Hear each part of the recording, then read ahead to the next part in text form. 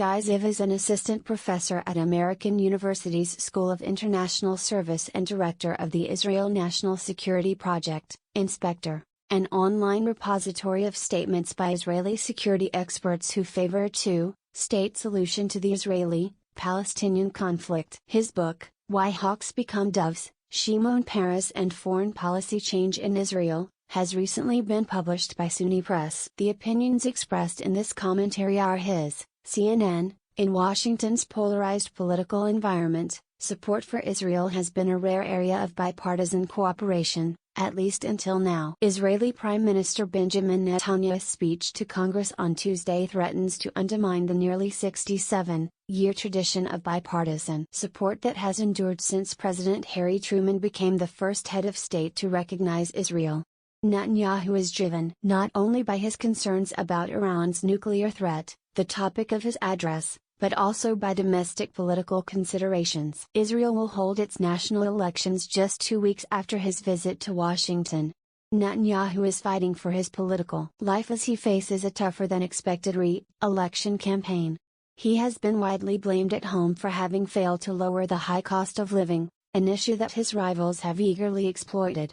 Netanyahu has tried to offset some of this criticism by focusing on his perennial issue, Iran. A major televised address in Washington concerning Iran's threat, interrupted only by standing ovations from American lawmakers, has the potential to be far more effective than any campaign ad in projecting gravitas, reinforcing his security credentials and reminding voters of his vast experience, in contrast to his rivals' inexperience, in foreign affairs. Yet Netanyahu's speech, while possibly giving him a short-term boost at home, will harm Jerusalem's relations with Washington, not Iran's nuclear program. Speaker John Boehner's late January invitation to Netanyahu to address a joint session of Congress was coordinated with neither the White House nor the State Department. It was, in essence, a political ploy aimed at undermining President Obama as he strives to reach a historic deal over Iran's nuclear program. In defiance of the Obama administration, and rejecting advice from leading figures in Israel and key supporters of Israel in the United States, Netanyahu accepted the invitation. By antagonizing the White House, Boehner and Netanyahu have put Democratic members of Congress in a bind, forcing them to choose between two unenviable options: either attend the speech out of respect for a close ally, but in so doing flout the president, their party leader, or demonstrate loyalty to Obama by snubbing the leader of a major U.S. ally. Two senior Senate Democrats with sterling pro-Israel credentials, Richard Durbin and Dianne Feinstein, try to defuse this latest crisis between Washington and Jerusalem by offering to meet with the Israeli premier behind closed doors but were rebuffed by Netanyahu. Feinstein had previously noted that an invitation to address Congress during the Israeli election period was highly inappropriate. In politicizing his visit to Washington, Netanyahu has allowed his bad blood with Obama to spill over into his government's increasingly complicated relationship with the Democratic Party. Netanyahu no doubt believes that Obama is misguided about the pending deal with Iran.